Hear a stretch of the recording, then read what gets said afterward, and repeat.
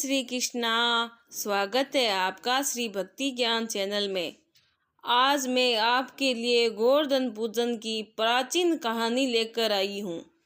एक समय देवराज इंद्र को अहंकार हो गया था। इंद्र के अहंकार को दूर करने के लिए भगवान श्री कृष्ण ने एक लीला रची। एक दिन भगवान श्री कृष्ण ने देखा कि पूरा ब्रज में तरह तरह के पकवान बनाए जा रहे हैं और सभी ब्रजवासी किसी पूजा की तैयारी में जुटे हुए हैं।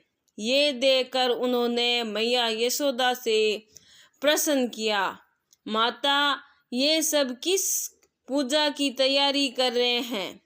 मैया यशोदा बोली, लल्ला, हम देवराज इंद्र की पूजा करने के लिए अन्नकूट की तैयारी कर रहे हैं।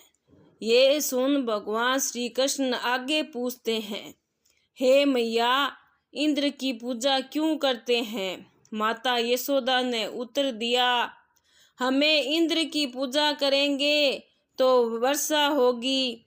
यदि अच्छी वर्षा होगी तो अच्छा पैदावार होगा, जिससे हमारी गैया को अच्छा भोजन मिलेगा। ये सुनकर भगवान श्री कृष्ण ने इंद्र की निंदा करते हुए कहा, लेकिन मैया, हमें तो ऐसे देवता की पूजा करनी चाहिए जो स्वयं प्रत्यक्ष आकर पूजन सामग्री स्वीकार करे। ये सुन मैया यशोदा के पास बैठी गोपियों ने कहा, 33 कोटि देवी देवताओं के राजा की इस प्रकार निंदा ना करो लल्ला। ये सुनकर भगवान श्री कृष्ण कहते हैं, इंद्र में क्या शक्ति है जो वह हमारी रक्षा करेगा? इंद्र से ज्यादा शक्तिशाली तो ये गोवर्धन पर्वत है जो वर्षा का मूल कारण है। हमें गोवर्धन पर्वत की पूजा करनी चाहिए जहाँ हमारी गैया चरती है। इंद्र देव तो कभी दर्शन भी नहीं देते और यदि उनका ही पूजा ना करो तो वे क्रोधित हो जाते हैं। ऐसे अहंकारी की पूजा कदाचित नहीं करनी चाहिए। तभी नंद जी वहां आ गए और पूछने लगे, इंद्र की पूजा करने से वर्षा होगी और हमें लाभ होगा, गोवर्धन की पूजा करने से क्या होगा? तब भगवान श्री कृष्ण ने उत्तर दिया, हमारी गैया गोवर्धन पर्वत पर चढ़ने जाती है। गोप गोपिकाओं के आजीविका का एकमात्र स्थान गोवर्धन पर्वत है।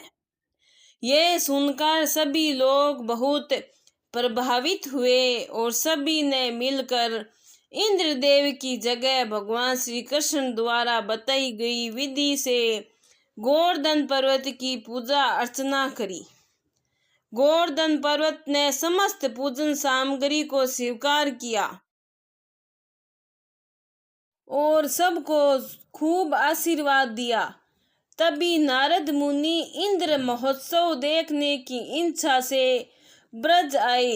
वहां ग्वालों ने उन्हें बताया कि इस वर्ष से श्री कृष्ण की आज्ञा अनुसार इंद्र महोत्सव बंद कर दिया है और अब सब ब्रजवासी गोवर्धन पूजा करेंगे। ये सुनते ही नारद मुनि उल्टे पांव इंद्र के दरबार में पहुंचे और बोले, हे देवराज, आप अपने महल में सुख की नींद ले रहे हैं, उधर ब्रज में आपकी पूजा समाप्त कर गोवर्धन पर्वत की पूजा हो रही है। ये सुनते ही देवराज इंद्र को क्रोध आ गया। उन्होंने इसे अपना अपमान समझा और जोरों की वर्षा शुरू कर दी। भयभीत होकर सभी ब्रजवासी भगवान श्री कृष्ण की शरण में चले गए। तब भगवान श्री कृष्ण ने सभी को गोवर्धन पर्वत की शरण में जाने को कहा। सभी ब्रजवासी अपनी गैया और बछड़ों के साथ गोवर्धन की तराई में पहुंचे। वहां भगवान श्री कृष्ण ने गोवर्धन पर्वत को अपनी कनिष्ठ अंगुली पर उठा लिया। ये देखकर इंद्र को बहुत क्रोध आया और उन्होंने मूसलाधार वर्षा शुरू कर दी। भगवान श्री कृष्ण शुद्ध चक्र को आदेश दिया कि वह पर्वत के ऊपर जाकर वर्षा की गति नियंत्रण करे और शेषनाग से कहा वह पानी को पर्वत की ओर आने से रोके।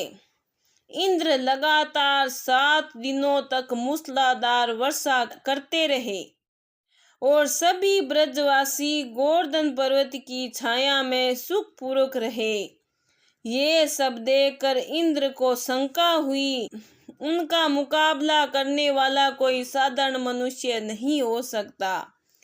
तभी ब्रह्मा जी वहां प्रकट हुए और इंद्रदेव से बोले, हे इंद्रदेव, आप जिस बालक को परास्त करने की कोशिश कर रहे हैं वह और कोई नहीं भगवान श्री हरि विष्णु का अंश है और पूर्ण पुरुषोत्तम नारायण है। ये सुनकर देवराज इंद्र ने भगवान श्री कृष्ण से अपने भूल की क्षमा मांगी। इसके बाद उन्होंने भगवान श्री कृष्ण की पूजा करी।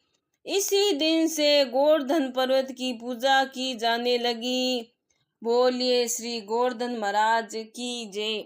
अगर आपको मेरी ये कहानी अच्छी लगी है तो लाइक सब्सक्राइब जरूर करें। बहुत बहुत धन्यवाद।